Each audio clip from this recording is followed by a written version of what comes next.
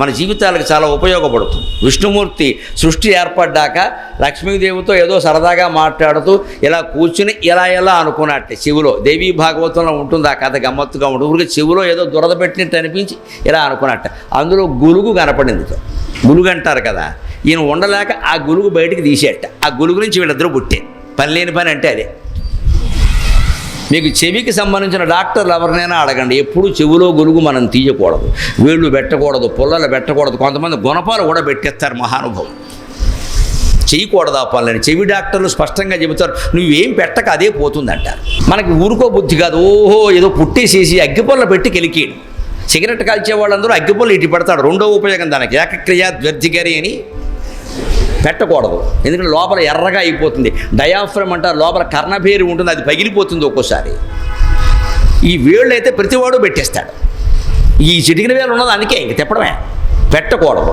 దాన్ని అలాగే వదిలేస్తే పోతుంది. నువ్వు ఏదో పెట్టి తిప్పేవనుకో లోపల ప్రమాదం జరుగుతుంది. విష్ణుమూర్తి పొరపాటున దాన్ని ఇలా వేలు పెట్టి తిప్పడం వల్ల ఆ గురువు బయటకు వచ్చి ఇద్దరు పుట్టారు, మధువు కైటప్పుడు. వాళ్ళు ఎందుకు పుట్టారు? ఈయన ఏమీ కాలక్షేపం లేక పని చేయడం వల్ల పుట్టారు. వాళ్ళు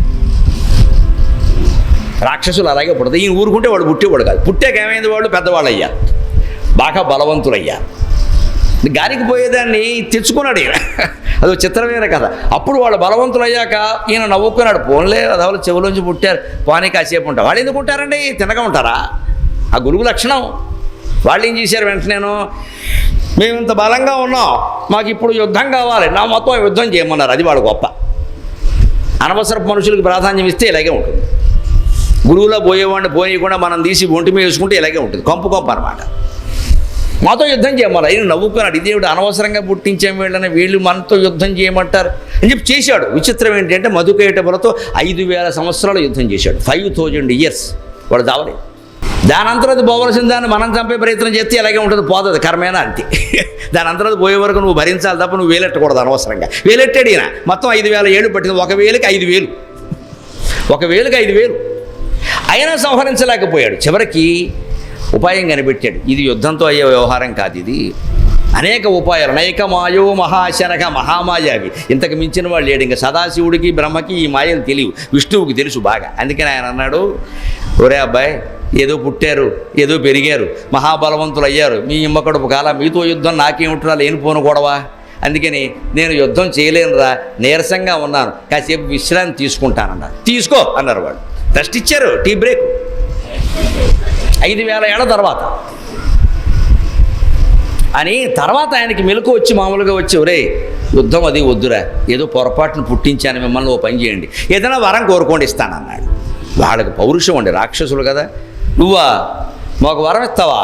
మాతో యుద్ధం చేయలేక జాతకలు పడ్డావు ఇక్కడ, జాతకలు నువ్వు ఒక వరం మేమే ఇస్తాం కోరుకో అన్నారు. ఇదే విష్ణుమాయ అంటే, మేమే ఇస్తాం కోరుకో అన్నారు. వెంటనే అయినా అయితే నా చేతిలో చచ్చిపోవడానికి కోరేశాడు. మహామేధ.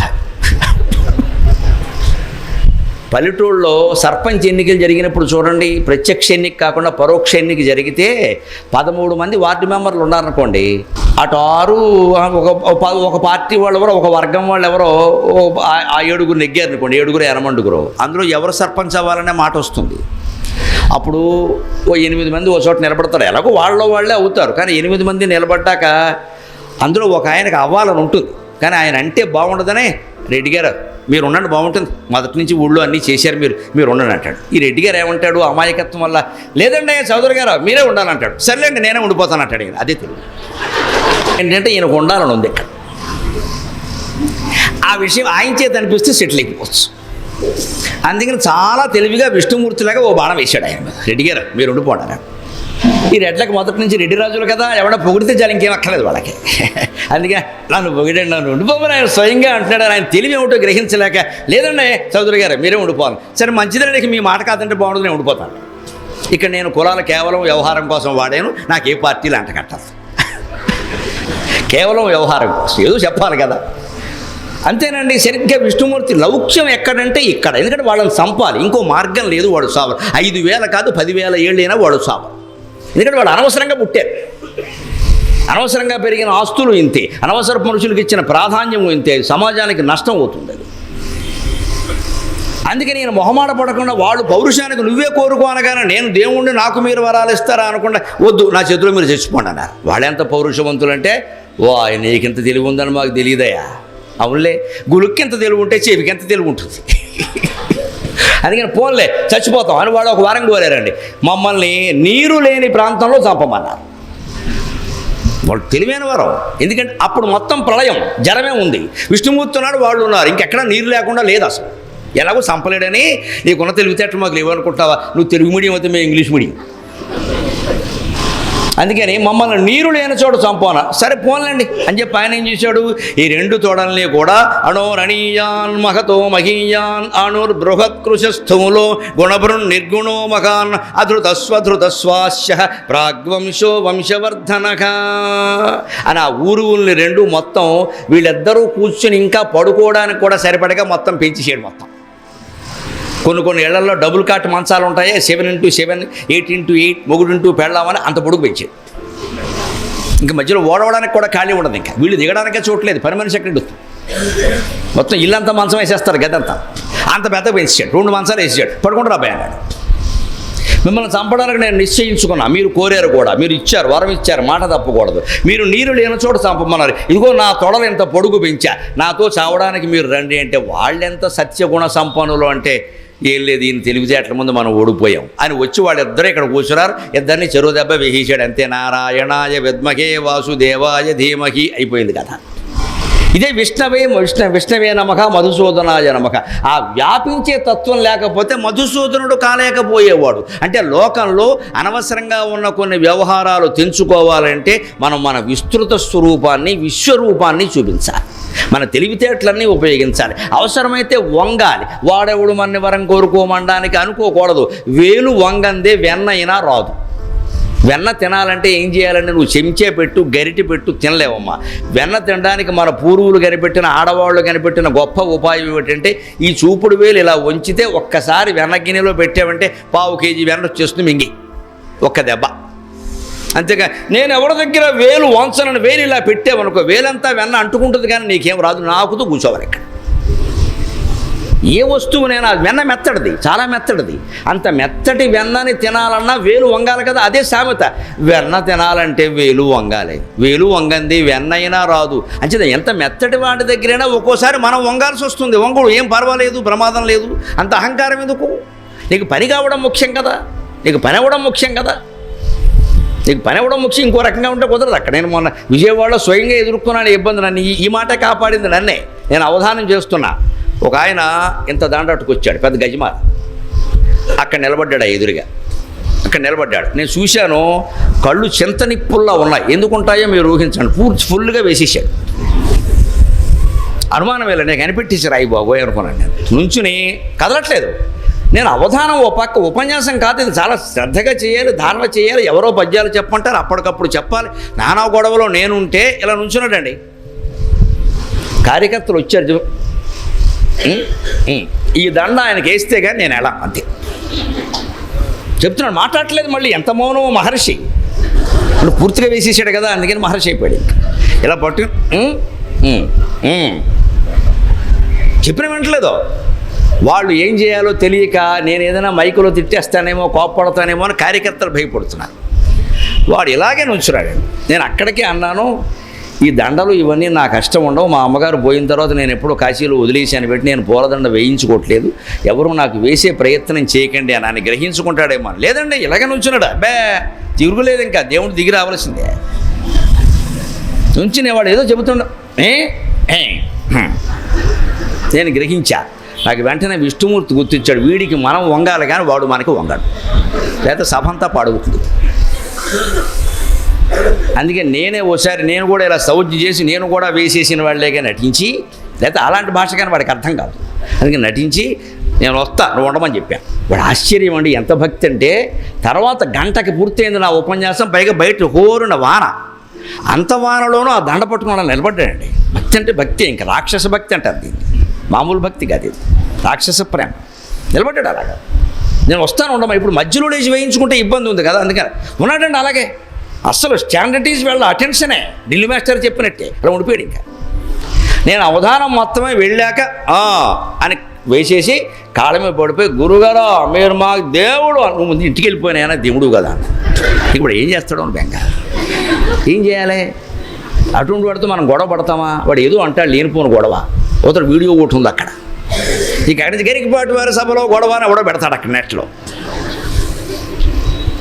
ఇంకో 10 మంది ముద్దు దగ్గర మైకెడతారు. ఎందుకు ఇది అంటే వేలు వంగందే వెన్నైనా రాదు, కొన్ని వ్యవహారాలు అంతే.